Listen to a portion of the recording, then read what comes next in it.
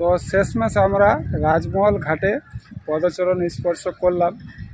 দেখা যাক এখানে কি রয়েছে না রয়েছে, আমরা দেখার চেষ্টা করব। তো যাই হোক, আপনাদের আশীর্বাদে আমরা সফলভাবে রাজমহল ঘাটে উপস্থিত হয়েছি। তো এখানে আমাদের সনাতন ধর্মের ঐতিহ্য কি দেখার রয়েছে তার বিষয়গুলো তুলে ধরব। দেখা যাক আমরা যা শুনেছি তার বিষয়ে কতটা জানতে পারি। তো চলুন কি হয়। আর আরও একটি যেটি কথা ছিল যে আমাদের আগামী শুক্রবার তথা মহাশিবরাত্রি, তো মহাশিবরাত্রিতে সকলেই ব্রত পালন করবেন ও মহাশিবরাত্রি ব্রত কথা আমরা শ্রবণ করব। তো চলুন। তো এটি হচ্ছে রাজমহল ট্রেন স্টেশন। তো এখান থেকে আপনাদেরকে যেতে হবে তেপাহারি, সাহেবগঞ্জ তথা অন্যান্য জায়গায়। তো আমি অতটা বিষয় জানার চেষ্টা করলাম না, যতটা আমার প্রয়োজন বা প্রযোজ্য ছিল ততটাই আমরা তুলে ধরলাম। তো এটাই হচ্ছে রাজমহল রেলওয়ে স্টেশন। তো আর কিছু নয়। তো আমাদের রাজমহলের এখান থেকে আমরা আজকের মতো ব্লগটি শেষ করব। আর আমরা আপনাদেরকে শ্রবণ দেব আমরা শিবরাত্রি ব্রত পালন করি কেন ও শিবরাত্রি ব্রত পালন করা প্রযোজ্য কেন। তো সকল মায়েরা ও ভাইরা, দাদা দিদিরা অবশ্যই আমার এই বার্তাটি শ্রবণ করুন। আমাকে একটু মুখ ভেজানোর জন্য কিছু জিনিস দিতে হয়েছে। তো আপনারা খারাপ চোখে দেখবেন না। হয়তো কোনো ভালো কর্ম করতে গেলে কিছু খারাপ পর্যায়েও যেতে হয়, তো তেমন কিছু খারাপ না।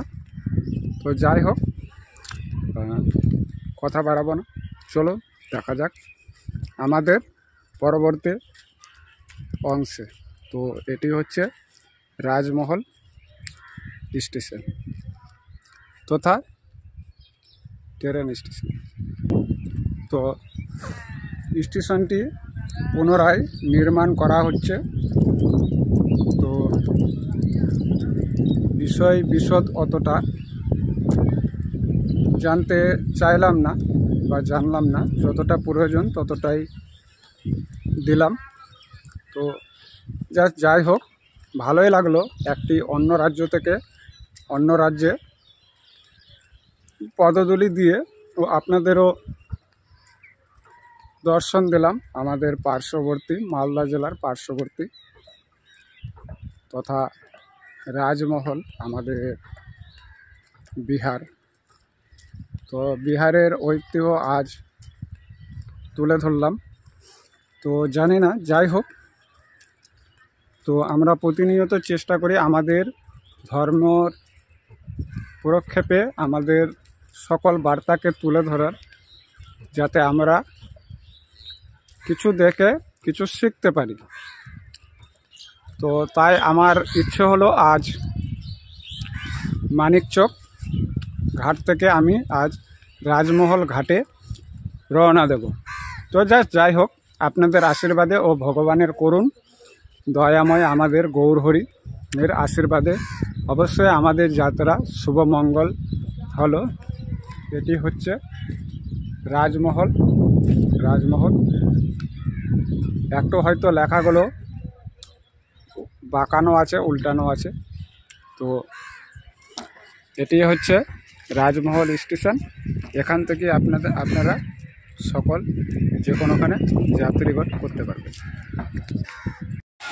এটি হচ্ছে রাজমহল স্টেশন, রেলওয়ে স্টেশন। আর এখানে যেটি খেয়াল করলাম সেটি আপনাদেরকে দেখাবো। এখানে যেটি সর্বপ্রথম চক্ষু দৃষ্টি কাড়ল সেটি হচ্ছে আমাদের এখানকার সনাতন ধর্মের অলংকার পেয়ে যাবেন। তো তাই আমি তুলে ধরলাম, এবং যদি এই জায়গাটিতে আমাদের পশ্চিমবঙ্গ থেকে কেউ পদতুলি দেন তবে এই দোকানটিতে অবশ্যই কিছু না কিছু জিনিস সংগ্রহ করবেন, কারণ এরা হচ্ছে ক্ষুদ্র ব্যবসায়ী। ক্ষুদ্র ব্যবসায়ীদেরকে আমাদের প্রতিনিয়ত সহায়তার হাত বাড়িয়ে দেওয়াই হচ্ছে আমাদের কর্তব্য বা মূল্যবান। তো দেখুন, আমরা সমস্ত জিনিসগুলো এখানে আমাদের সনাতন ধর্মের ঐতিহ্যগুলো তুলে ধরার চেষ্টা করছি। দেখুন, আমাদের সনাতন ধর্মের যে সমস্ত অলংকারগুলো ও পুজো পাঠে প্রযোজ্য সমস্ত কাঠামোগুলো এখানে পেয়ে যাবেন। তবে আমার এখানকার ক্ষুদ্র ব্যবসায়ীর কাছ থেকে কিছু তথ্য জেনে নেব, তো এই ক্ষুদ্র ব্যবসায়ীর কাছ থেকে যতটা জানতে পারলাম, এখানে এই দোকানটি প্রতিদিনই পেয়ে যাবেন। তো আমার পক্ষ থেকে সকল পশ্চিমবঙ্গ তথা মালদা জেলাবাসীদের শুভেচ্ছা ও স্বাগতম জানাই। শুভ শিবরাত্রি। তো সকলেই রাজমহলে যতজন ভক্ত প্রার্থীরা চরণ স্পর্শ করবেন এই দোকান থেকে অবশ্যই কিছু না কিছু জিনিস সংগ্রহ করবেন। আমিও দেখা যাক কিছু জিনিস সংগ্রহ করব। তো আমরা এখানে এসে এই মন্দিরটির দর্শন পেলাম ও আপনাদেরকেও দর্শন দিলাম।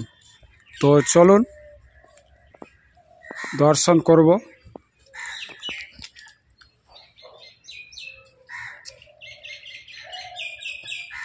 দর্শন করুন।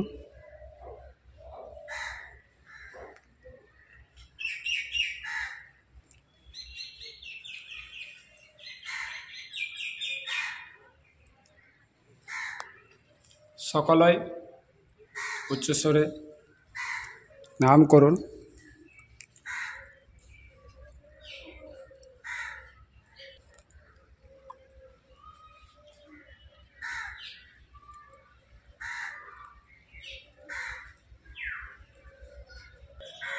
তো এই মন্দিরটির ঐতিহ্য তুলে ধরলাম আজ আপনাদের কাছে।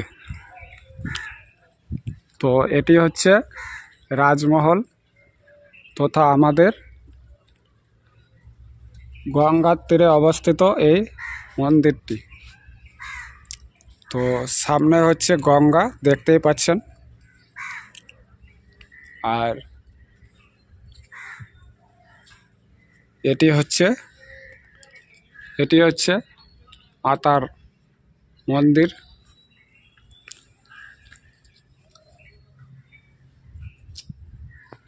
তো সকলে প্রণাম করবেন ও দর্শন করবেন।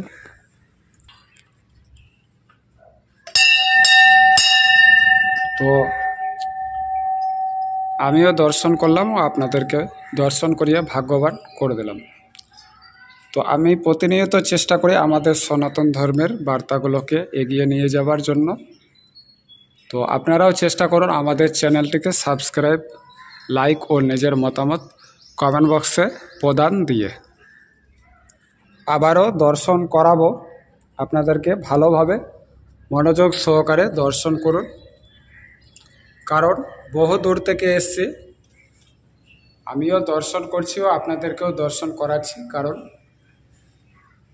একজন সনাতন ধর্মের ঐতিহ্যকে তুলে ধরাটাই হচ্ছে আমাদের কর্তব্য ও করণীয়।